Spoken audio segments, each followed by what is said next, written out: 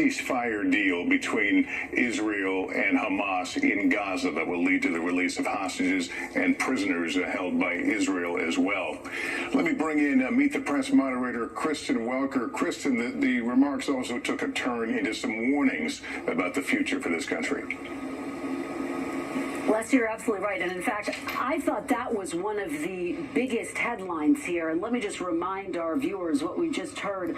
President Biden saying today an oligarchy is taking shape in America of extreme wealth, power, and influence that literally threatens our entire democracy, our basic rights and freedoms, and a fair shot for everyone to get ahead. In some ways, this builds on the message, the themes that we've always heard from him, that he is fighting for the soul of this nation. In other ways, this is really taking this argument to a whole other level, taking a shot clearly at Elon Musk and Mark Zuckerberg, who've surrounded themselves around President-elect Donald Trump, saying social media has given up on fact-checking, a clear reference to the fact that Mark Zuckerberg of Meta has said that it will no longer fact-check the dangers he warned that are potentially embedded in that type of a move, with, of course, without mentioning any of these people by name. I think this was a speech for the history books.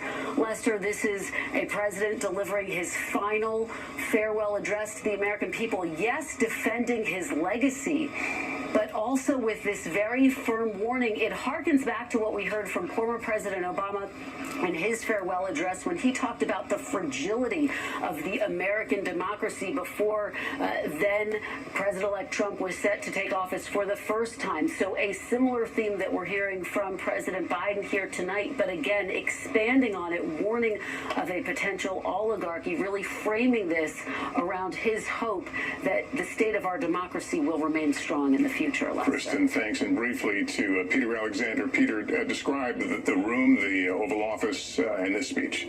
Yeah, Lester, just to pull back the curtain a bit, we're told by those who were in the room that there were about a half dozen senior officials who were there with him, including his chief of staff, the First Lady, who he glanced over at the end of his remarks, joined by the Vice President, the second gentleman, who were also there inside the Oval Office, describing them. He did like family. Just before the camera clicked on, Jill Biden looked over at her husband and said, "You look good, Joe."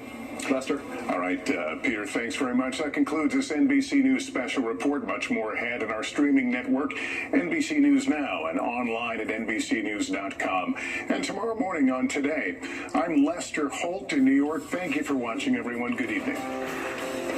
And that was an NBC News special report, President Biden delivering his farewell address. Back here, we're still covering the fires.